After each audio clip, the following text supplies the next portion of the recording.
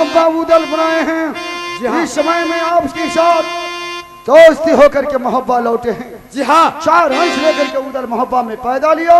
जी हाँ। राज 4 अंश से राज मोहब्बा भरा हुआ है। मेरी माँ दौरा महारानी बन करके बैठी है, भैया अमरपति राजा बन करके गादी पर बैठे हैं। क्यों नहीं? उदल सिंह राज मोहब्बा से राज मोहब्बा के अंदर 51 देश में नाम को फैला चुका है। जी हाँ। भाभी सोना जादू में प्रमोशन डालनी, नैना वाली सोना 29 जादू दुनिया जानने वाले 30वां जादू, सोना जानने वाली मोरंग वाली सुंदरी नारी उदल करके राज मोहब्बा लाए। जी हाँ। चलो राज मोहब्बा बंगला पर बैठो। आज यहाँ शांति पूर्वक समाचार होगा, इसका बाद यात्रा होगा। ठीक है। वो बैठो सहोदर आगे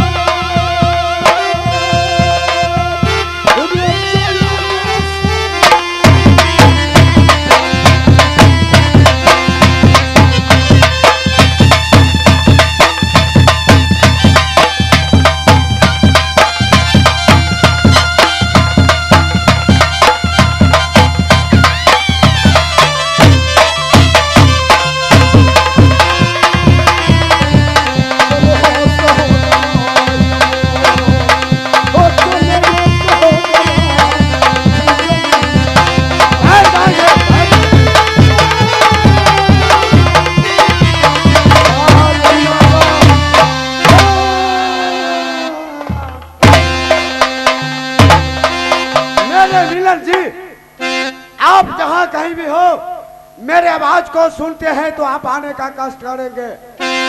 महाराजा उदल तुम्हें याद किया है, तुम आओगे, महाराजा बातें करेंगे।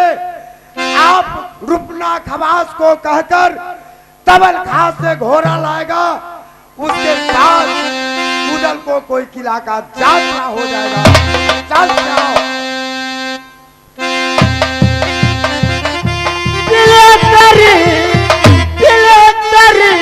लमने उतर के मारन सार के ई तब भेट है चमार के मारन सार के ई तब भेट है चमार के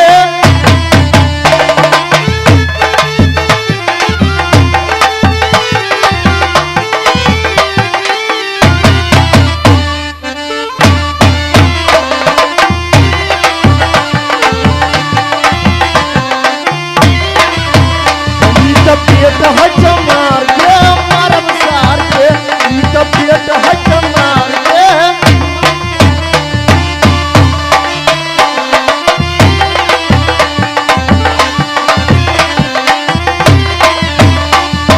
मनमा के मोहिलेला बटन हिलाई के नया नया नोट लेला हरवा में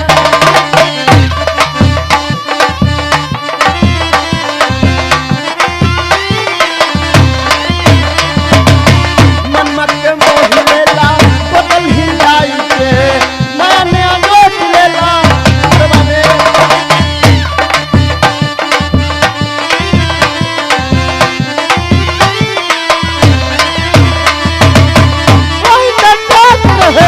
वही तो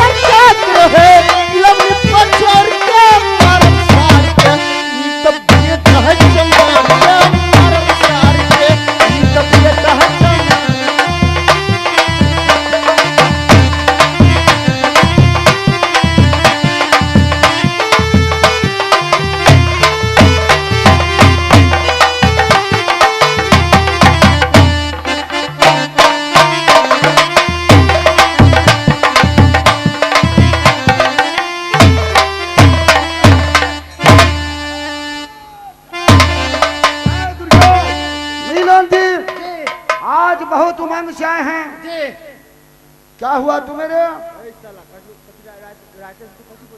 तुम्हारे बात तो सुनबे नहीं करता है, जोर से बोलो ना।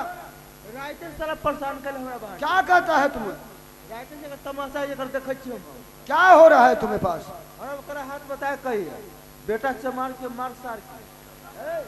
इसको बेइज्जती क्या करते हो रे? हम कहाँ बेइज्जती किए है, इज्जत ले लिए हैं। है वही बेइज्जती हुआ, वही इज्जत हुआ रे बेहुदा। दोनों एक क्या होता है? ये साला कोदारी मुबाला, तुम्हारे भी बात में बोले के तमीज नहीं है। तमीज वाले फलान शॉट है। मैं वो नहीं कह रहा हूँ, क्या बात में तमीज होना चाहिए। अच्छा इसे तुम परेशान क्या करते हो? हम कहाँ परेशान किए हैं? तो फिर इस पर उंगली बताते आए हो, गाली देते कहता आया है। उसको समझ लीजिए ना, तो मारेंगे, बड़ी मार मारेंगे। ठीक है हम नहीं कुछ कहेंगे। तुम अपना प्रांत को बना लो, किसी से इसे कुछ नहीं कहना है, जी है ना? जय राम जी के। जय राम जी के। सलट सलट लाभ हुआ 501। कहाँ से तुम लाया रे? अरे बेहुदा 501 कब खत्म हो गया? 501 कबे समाप्त हो गई, आज से 20 साल पहले। अच्छा अब उसके वो जगह पर बहुत सा निर्माण है, के आए हैं, सबको सब आया है रे। हम कहे कि 501 बराबर हम करते आ रहे हैं प्रधान जी को। अच्छा। आज नहीं करेंगे कहीं नाराज होगा जानिए। अच्छा। इसलिए 501 कहे हैं। अरे 501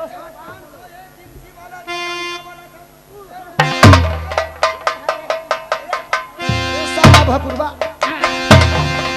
अरे ईश्वर काहे मारते हो मुझको? हम कहे कि प्रधान जी है, आप चले आए तो बोलिए। वो सब छोड़ दीजिए, अच्छा आज की बात सुनिए। क्या आज यात्रा नहीं हुआ, अच्छी बात। और इसका मतलब क्या है समझ? क्या आज राज मोहब्बा में इस बंगला की लाई गाने वाली तुम्हारे जानकार है, कहाँ मिलता है? कहाँ? जानकार है कि नहीं? दिखा दे। हाँ चलो मिलन जी, महाराज तुम ड्यूटी कर दो। जी हाँ तुम ड्यूटी करो, जी मैं बंगला पर बैठता हूँ, जी है ना? यह सही होगा। सही बात, इसलिए कि तुम राज मोहब्बा का मंत्री हो, राज मोहब्बा का तुम कानूनदार मंडल दरोगा है, जी इसलिए मोहब्बा में तुम ड्यूटी करो। डीसी बेंच मैं बैठ जाऊँ। ये ड्यूटी करता मैं बंगला को पार करता मैं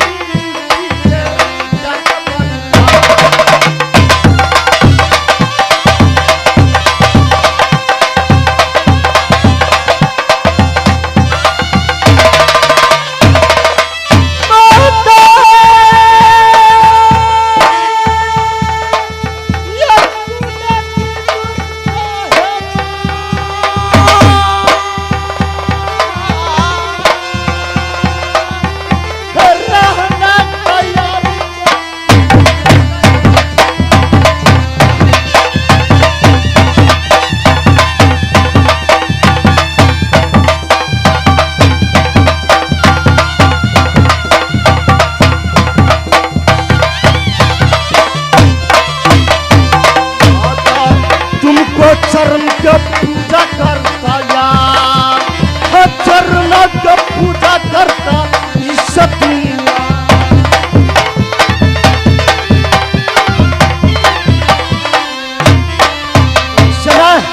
महाराज सिंहासन पर बैठे हुए हैं, मैं ड्यूटी पर लग जाता हूँ। आगे की कहानी स्वयं महाराज।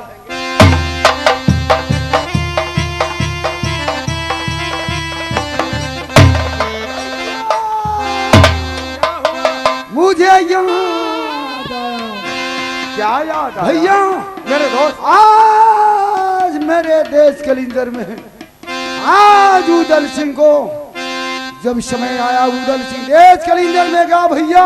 अच्छा सभा लगा था देश कलिंदर में, देश देश के वीरों सभा था, सभा करके सब अपने सभा जमा करके बैठे था देवा। अच्छा भाई रघुनंदन, मेरे दोस्त, उस समय में उदल सिंह पहुंचा, उस समय में बूढ़ा माहिर सिंह आवाज दिया, क्षत्रियो लोग पूछा ये 6 गज चौड़ा 9 गज लंबा कौन आ रहा है? बूढ़ा माहिर कहा ये मोहब्बा निवासी उदय चंद्र आ रहे हैं। कल के क्षत्रियोगण, ये उदल का वैसा नहीं देखो, उदल का मुखड़ा तुम लोग नहीं देखो। किस लिए? उदल पुत्र है, क्या नारी का नाम बाजिन प्रधान रखा है। माहिल ने बोला भैया महेंद्र सिंह ताना दिया। अच्छा क्षत्रिय ने गूंज उठा भैया। धैर्य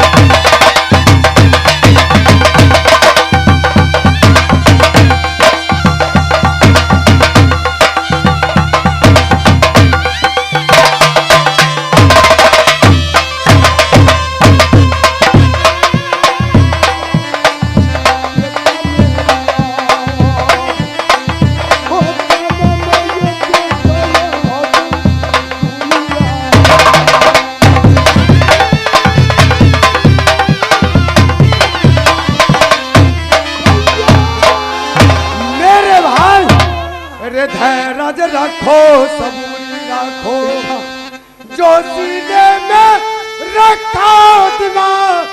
रे तीन तीन शादी किया नगर मोहबा, माहिल को कहने से निपुण न होगा। चलो रे सहोदरा तुम मोहब्बा करा, बेशक पुत्र होगा दोस्त नगर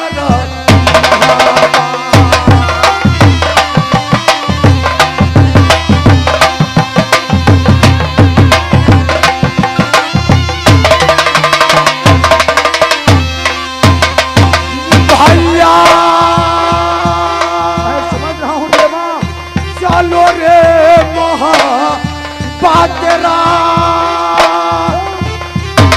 पुत्र तुमको होगा दोस्त नगर महाबा। मैं नहीं जाऊंगा, मैं नहीं जाऊंगा।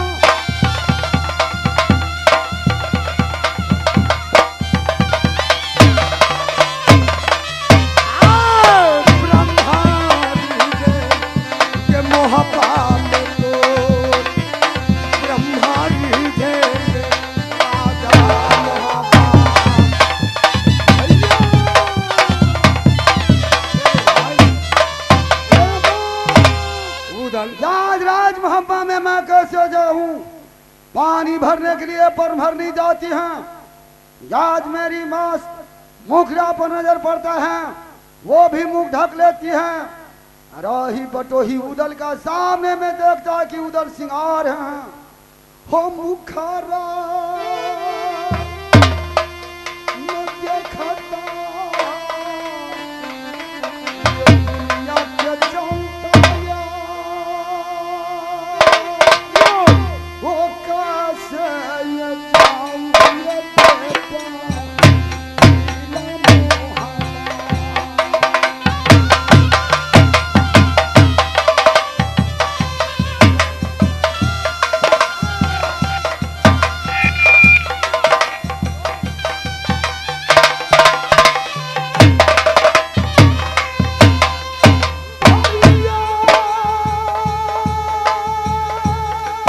हेलो हेलो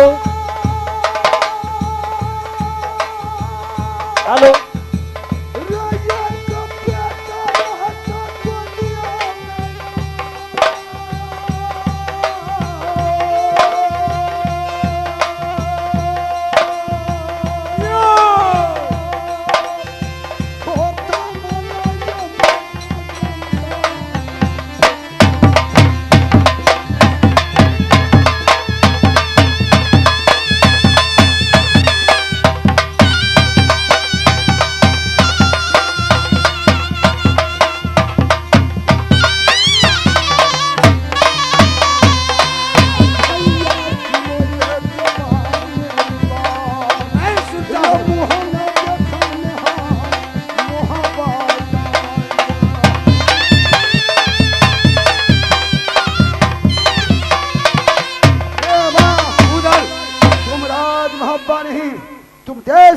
चले जाओ, नहीं तो दाद महासाद दादा भीखम झा का मुक्ति कौन देगा।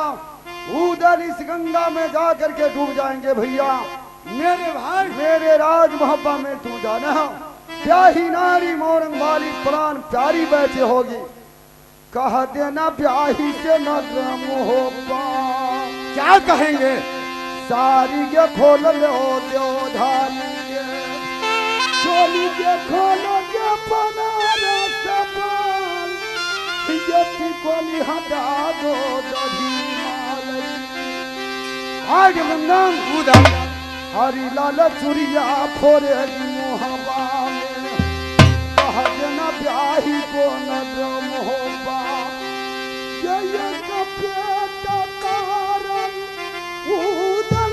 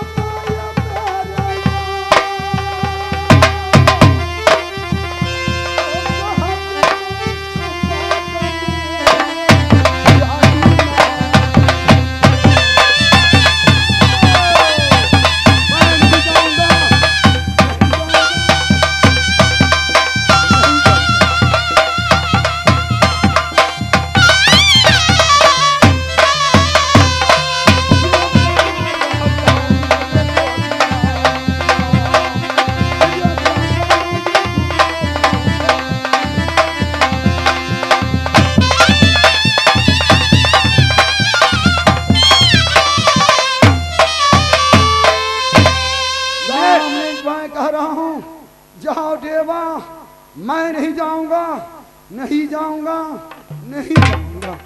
मेरे भाई, कहा नाम है जल बिना मछली, बिरथा बिना पंछी,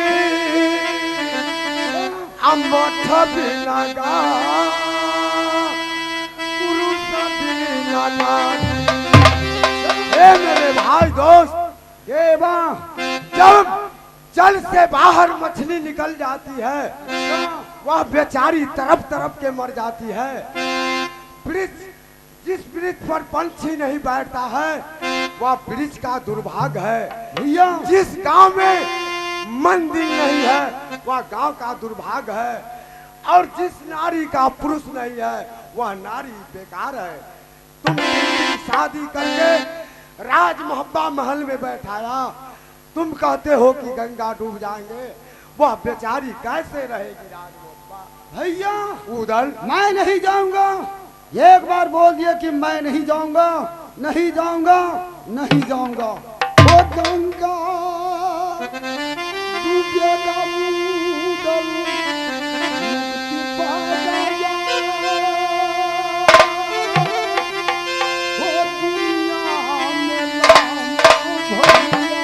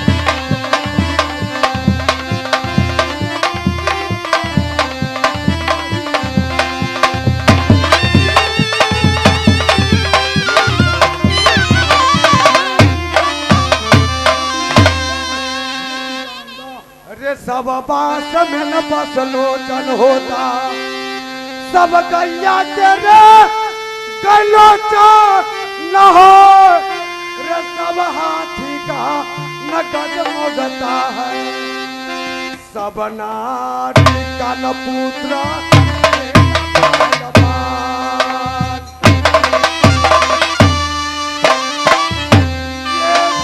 खेला बाबा ब्रह्मा को।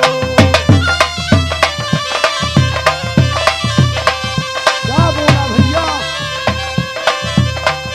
सब नारी का पूत नहीं देता अरे भैया, मैं समझ रहा हूँ देवा। चलो तुम मोह बाजरा कहीं ब्रह्मारी जगह नागर महा।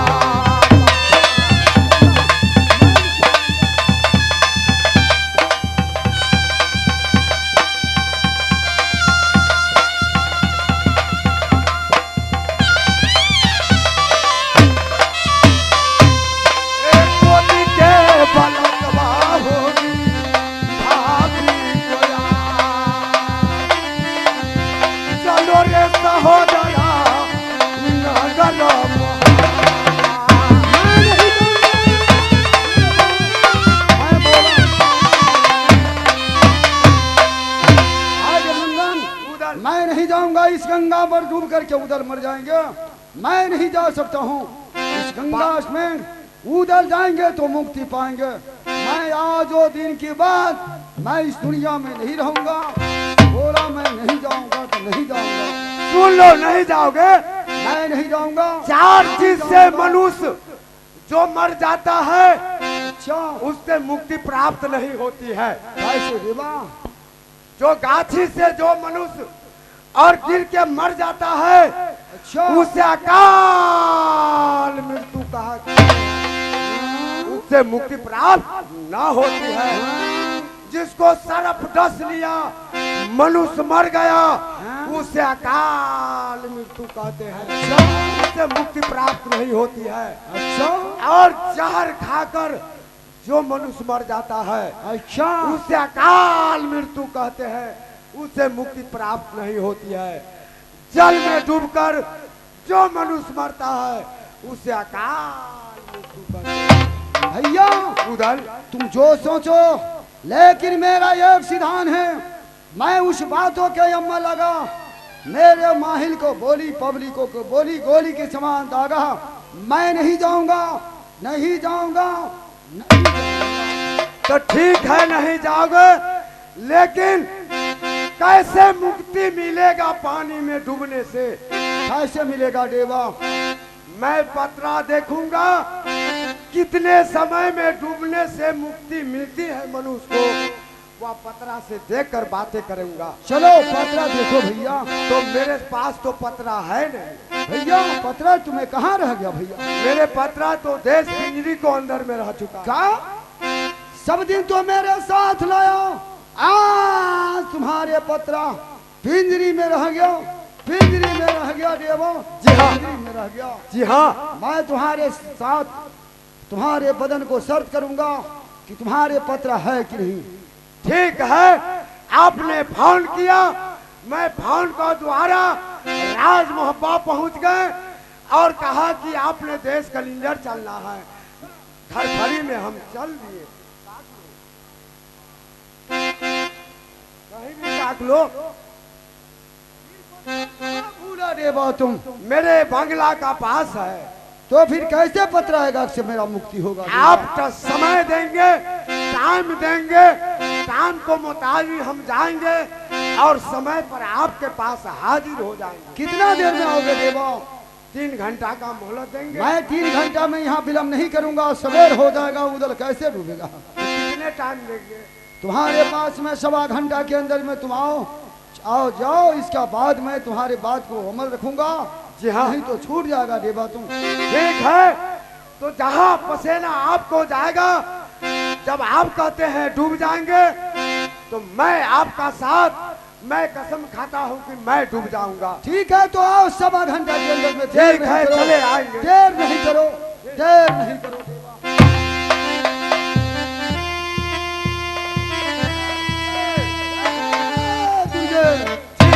जाओ देवा, जा रहा हूँ। जाओ जल्दी आओ। भाई अभिनंदन पत्र लाने गया है। मैं इस गंगा से प्रार्थना करता हूँ, माता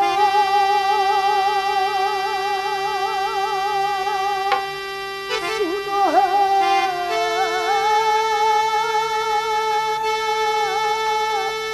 गंगा है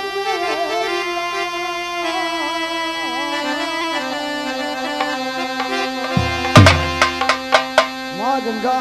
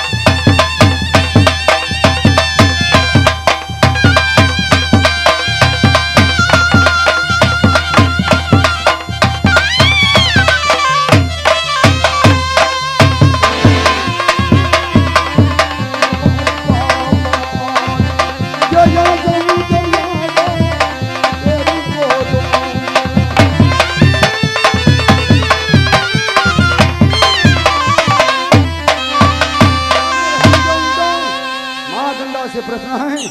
मैं इस समय विश्राम ले रहा हूँ। भाट मंदिर यहाँ देवा लौटेगा, पत्रा देखेंगे। मैं आपसे अपील कर रहा हूँ माता, मैं आऊँगा। ओ सब से माता